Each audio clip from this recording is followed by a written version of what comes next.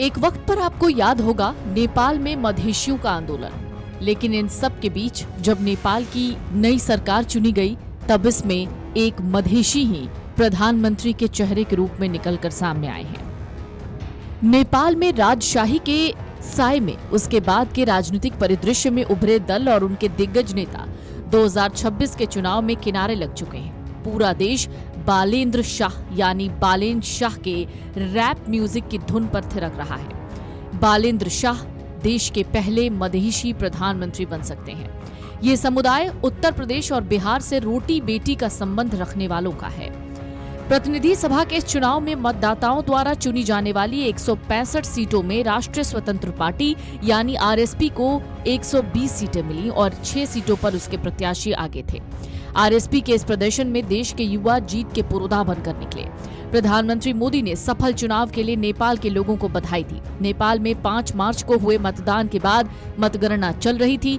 अभी तक 165 में से 156 सीटों के परिणाम सामने आए थे। नेपाली कांग्रेस ने 17 सीटें जीती, जबकि नेपाली कम्युनिस्ट पार्टी ने 7 सीटें जीती और 3 पर उसके प्रत्याशी आगे थे। काठमांडू घाटी के 3 जिलों में आरएसपी ने सभी 15 सीटें जीती। उनमें किसी भी दल को एक भी सीट नहीं मिली। इस चुनाव में भ्रष्टाचार और भाई भतीजावाद प्रमुख मुद्दे रहे और मतदाताओं ने उन्हीं के आधार पर नेपाली कांग्रेस और कम्युनिस्ट पार्टियों को खारिज किया। चुनाव में बालेंद्र शाह की 4 बार प्रधानमंत्री रहे केपी शर्मा ओली को लगभग 50,000 मतों से हराने के बाद दूसरी बड़ी जीत आरएसपी की उम्मीदवार इंदिरा राणा मगर की रही। प्रतिनिधि सभा की पूर्व डिप्टी स्पीकर राणा मगर ने झापा 2 सीट पर नेपाली कम्युनिस्ट पार्टी के प्रत्याशी देवराज घिमिरे को 48,742 मतों के अंतर से हराया। नेपाल के इस चुनाव में 3 पूर्व प्रधानमंत्री चुनाव मैदान में थे। इनमें से केवल पुष्प कमल दहल प्रचंड ही आरएसपी की सुनामी से खुद को बचा पाए। प्रत्येक चुनाव में नए क्षेत्र से चुनाव लड़ने वाले प्रचंड ने इस बार रुकुम पूर्व सीट को अपने लिए चुना था। पार्टी का नाम बदलकर नेपाली कम्युनिस्ट पार्टी रखने का कोई फायदा नहीं हुआ। प्रचंड की पार्टी के उम्मीदवार के तौर पर पूर्व प्रधानमंत्री माधव नेपाल भी अपनी सीट नहीं बचा पाए। नेपाली कम्युनिस्ट पार्टी के नेता और 4 बार प्रधानमंत्री रहे केपी शर्मा ओली को आरएसपी के प्रधानमंत्री पद के उम्मीदवार बालेंद्र शाह ने झापा 5 सीट से हरा दिया। बालेंद्र ने ओली से सीधे टक्कर लेने के लिए अंतिम समय पर वहां से चुनाव लड़ने का फैसला किया था, जो ओली पर ओले की तरह भारी पड़ा।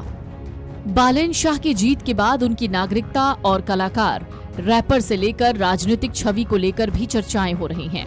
बालेन शाह के उपनाम को लेकर चर्चाएं तेज हैं। दरअसल बालेन शाह की नागरिकता को लेकर पहले भी मामला गरमाया हुआ है। 2006 तक उनके मूल नागरिकता प्रमाण पत्र में सरनेम शाह दर्ज था, जिसके बाद बदलकर शाह कर दिया गया। इसके बाद गृह मंत्रालय में बालेन शाह के खिलाफ आरोप लगाया गया है कि उन्होंने कानूनी प्रक्रियाओं का पालन किए बिना अपना सरनेम बदला, जो नागरिकता अधिनियम 2063 की धारा 12 और 17(2) के तहत एक अपराध हो सकता है। बालेन शाह की इस जीत के साथ नेपाल की परंपरागत राजनीति के अंत को लेकर भी चर्चाएं हो रही हैं। बालेन शाह एक रैपर थे और फिर उन्होंने राजनीति में एंट्री की। उनके समर्थक उनकी स्ट्रक्चरल इंजीनियरिंग की डिग्री और काठमांडू के मेयर के रूप में उनके डेटा संचालित काम करने के तरीके को उनकी सबसे बड़ी ताकत बताते हैं। परंपरागत राजनीतिक रास्ते को छोड़कर उन्होंने लोगों के साथ जुड़ने के लिए सोशल मीडिया का रास्ता अपनाया।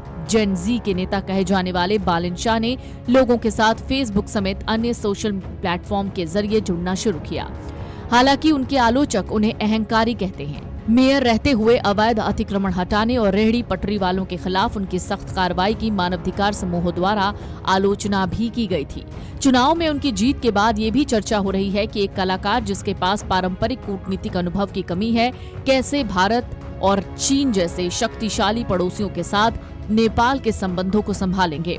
उनके पुराने सोशल मीडिया पोस्ट, जिनमें उन्होंने विदेशी शक्तियों की आलोचना की थी, अब चर्चा का विषय बने हुए हैं।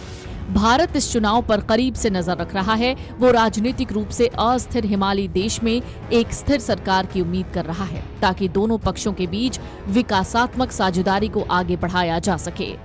Video desk amarujala.com। अगर आप ये वीडियो YouTube पर देख रहे हैं तो हमारे चैनल को सब्सक्राइब कर बेल आइकन दबाएं, और Facebook पर देख रहे हैं तो हमारे पेज को लाइक करें।